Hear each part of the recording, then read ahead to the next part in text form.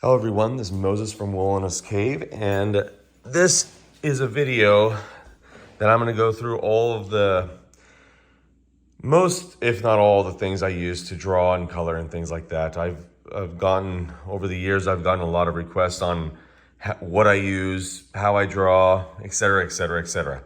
So this is going to be freehand, no tripod. I'm going to go through like this, or try to, we'll see, and explain to you my process quickly and the things I use. And I'll show you examples of things I have drawn, and etc., etc.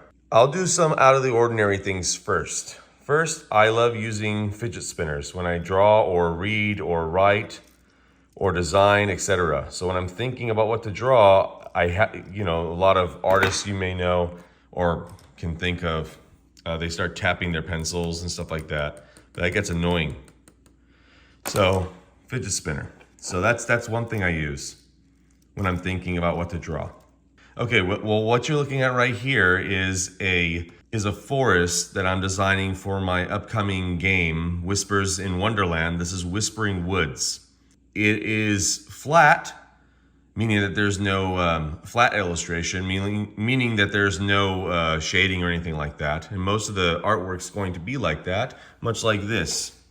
That's also for Whispers in Wonderland, Alice in Wonderland themed RPG that I'm creating for kids. And I'm probably gonna make a version for adults. I did it like this, with not much detail, so children can, it's not the easiest thing to draw, but children can draw it and can color it. So I'm gonna have a PDF as well of all my drawings that you can print out and they can color. I'll show you a picture if I still have it of my daughter coloring in this image here. Not this paper original, a copy of it, of course. Okay, so that's what this is. This is drafting tape to tape on your clipboard or the paper, excuse me. I don't use anything but drafting tape. I'm afraid that it's gonna tear the edges off or the corners. I also like putting it on a clipboard when I'm drawing on. One, it's a lot safer when I move this around instead of carrying the paper around where I have to go. It's a lot safer to carry the clipboard. But also, it leaves a flat surface, of course. But if I'm drinking, which, you shouldn't be having any drinks at the table, but I am on the dining table, so if someone comes to sit down and have a cup of water, they put it on the table and it spills, it's at least on a clipboard and the paper hopefully won't get damaged. Just the clipboard will get soaked. I'd rather have the clipboard get soaked than the paper. Okay, let's start from here. This is the pastel paper I use. Probably 10 years or more I haven't colored in a long time, watercoloring, etc. I have won watercoloring contest before, second place, in a city fair for my watercolor art, but I haven't done coloring in a long time. And I can tell you right now, here's two pieces of different paper I'm gonna talk about. Your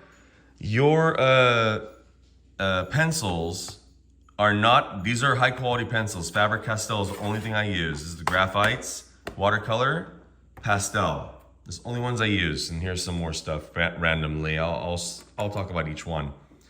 But your paper is way more important than your pencils, okay? Take a pencil and go to a Xerox paper, cheap paper, copier paper, and see if you're gonna be able to draw like this, even if you're highly skilled. Good luck. And if so, you're just gonna get frustrated if you do mimic it the same. You're just gonna get frustrated. You need to have good paper, the highest quality you can afford. So this is very good quality. If you're doing pastels, I would pick this, dry or oil. I would pick this one. So there's a lot of, the higher the cotton content, the better with pastel. Okay, let me put that to the side. And that is what this is. So I'm took a little break from this, but this is for another game of mine, Echoes of the Hidden. I'll leave all the links here. A lot of the new updated games are on my Patreon though. So I'll link everything in the description below if you like the games to try them out. But that's for Echoes of the Hidden, and that's off this paper, so you can see the texture of the paper. Now, you can fill that in to make it nice and, I don't know how to say it, the tooth of the paper. You can fill that in to make it nice and level, I suppose. I don't know the right word, but I kind of like that look. Coloring's, if this was just graphite, I would be done a long time ago. Coloring takes so much time. Let me put that to the side. Okay, now this paper here, not that one, this one, As far as I know, I could be wrong. I don't think I am, but I could be wrong. And I think they pronounce it as Ghibli, not Ghibli. Ghibli Studios, Spirited Away and stuff like that. This is the paper they use. Oh no, where did this come from? Yeah, you gotta be careful with pastel. That's probably where that came from. Oh well, this is made in Japan. I'll show you everything maybe you need this. Take a look at that so you get the right one. This is what I use for watercoloring and drawing. This is what was used for this, for that. That's the type of paper I use. So I'll just do it like this so you guys can see. Okay, another thing I do before I get into more things, I'm drawing for Alice in Wonderland stuff, but Whispers in Wonderland. I like to read, look at images, tarot cards there, stickers, read some more while I'm drawing the topic I'm drawing about. So if it's like the Middle East or Egypt, I'll probably even play Assassin's Creed, Origins? Am I saying the right one? The one with ancient Egypt. It's not Odyssey, but regardless. So to get my mind set in that. So this is more artwork for that time period. This is Assyrian here, but more artwork for that game. So I'll show up close and I'll show you some tips. So you want to try to cover as many lines as possible. So if you look at the edge, if you look closer, you'll see that there's a distinct line on the edge of the face structure and everything, but farther away, you won't really notice. It's hard to get that distinct line to disappear because there's no line on our face. Our edge of our nose doesn't have a line. It's hard to get rid of that. Okay, I can still work on this more, but I just said it, enough's enough. Don't let the pursuit of perfection get in the way of really good or good. But from far away, you can't really see that line that much. That's where I always test my paperwork, my artwork, is I reach out with my hand and take a look. Okay, that looks pretty good. Good enough. I gotta move on. Workable fixative. This is after I'm done with my artwork. I spray this. There's also, make sure you shake it for about a minute before spraying, and then spray upside down to clear the tube, the spraying port or spraying head. There is also a permanent fixative. I think, and I didn't know this pastel. That's cool. This is that you can erase. You could spray this, it won't smudge, but you can still erase and still workable. What is this? Why did I put this here? Oh, okay, this is an extra sheet of paper that I put on top of pieces of artwork and rest my hand when I'm drawing, so my hand doesn't smudge the drawing that I'm doing. So I'll just work like that. And then this brush here, this is not a good example here, but oh, this is a good example. This is going in the Dragon Zine that's coming up here for Dragonbane, a supplemental magazine. When I am shading in, I'm very good at shading and pencil line work, not so much coloring. So I feel comfortable in this spectrum. Regardless, so when you're shading, get a brush and brush in the graphite or the charcoal. That way you can fill in the tooth or the teeth, I guess I would say. The teeth, I never said that before with paper, of the paper. So that's how you can get a nice, clean look. My little gnome wizard. Okay, so same thing with this. This is gonna go into another game I'm making. Same thing with this, use the brush, okay, without that. And then here's another tip here. This is a perfect example. Notice how everything is lined on the edge, the border. I do that on purpose, or I didn't line it here, but I have an imaginary line that I make because I tend to like go over and beyond. I'm like, no, I could put another skull here. I could put a pathway going like this. I could put a gate right here. I won't stop. It'll just keep going to the edge of the paper, and it's really hard to draw towards the edge of a paper. So, I mean, obviously you could just take off a ½ inch off the edge like I did here, but I like this aspect ratio. So I stay put. Sometimes I put a piece of tape here and here, not the whole way across, but just on the edge, just to remind myself. And then at the end, I get my eraser.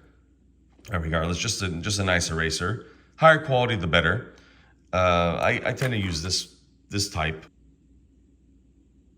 okay? And then obviously the kneading ones too.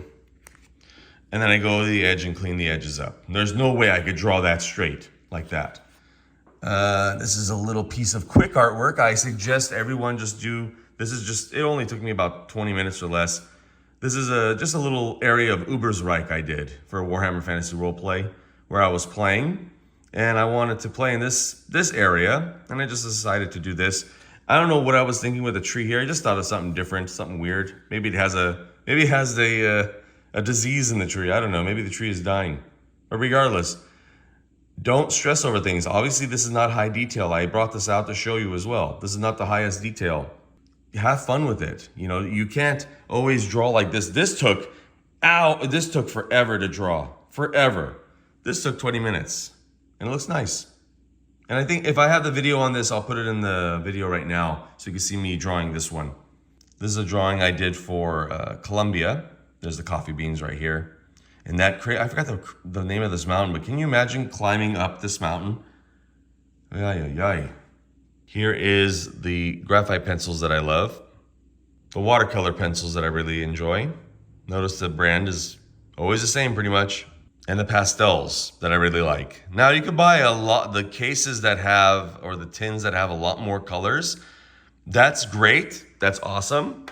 But really what those extra selections of colors are for you to have the color you need. You could always make those colors by blending in different colors of pencils. Think about Roy G. Biv, what is it, red, green, and blue. And yellow and white and black. Really, but it can make a whole spectrum of colors, and that's all these TV screens and things like that are, or they used to be. Roy G. Biv. You don't need the rainbow of colors. That just helps you pick the right color you need. But the problem with having the tins that go like to 60 or 120 different colors, that you start getting choice paralysis or analysis paralysis, even thinking which one do I choose, this area, what color, this one, and you start laying out colors and trying to figure out. This is not like painting the house and bringing 20 samples to find out which color you should be painting the wall. This is artwork. It should just come from within. Okay, it shouldn't be like, well, this is a little bit darker tan, this is a little bit lighter tan, which one do I choose? Forget it. Go with it. Don't stress over it. If you're gonna stress over it, just quit. It's not worth it. Life's stressful enough. Just quit. Or try to correct the problem, which is analysis paralysis or choice paralysis. Get small tins and then work your way through that. Well, graphite's a different story. That's the one you want a lot of. You want a lot of selection. So there's 12 and 11, but a lot of them intersect. This has more of a, this has more of the 14Bs where it gets really dark in 12B. This set doesn't have that. You want the selection of graphite. Let's see what else. Oh yes, sharpener. That's important. That's really important. So you want high quality sharpeners. They're not that expensive. Don't cheap out. Get the highest quality you can. So this is, and I love any sharpener that says the blade that says made in Germany. This one is for pastel up here, and the bottom one is for like regular pencils. This is my favorite sharpener. Are any of them that say magnesium on it? You see it says magnesium? This is survival as well. So you could take this to your, if you're hiking and scrape off of this sharpener and it can be kindling for your fire. That's just a side note. Not many sharpeners have magnesium casings like this, but the blade made in Germany. Paper made in Japan. Pencils made in Germany. Okay? Not saying that's what you're supposed to get. I'm just saying that's what I look for. Well, I hope that answered a lot of questions. Let me know if you have any other questions in this video. And like I said, a lot of things are in the description below. Happy drawing and happy gaming, everyone. Bye.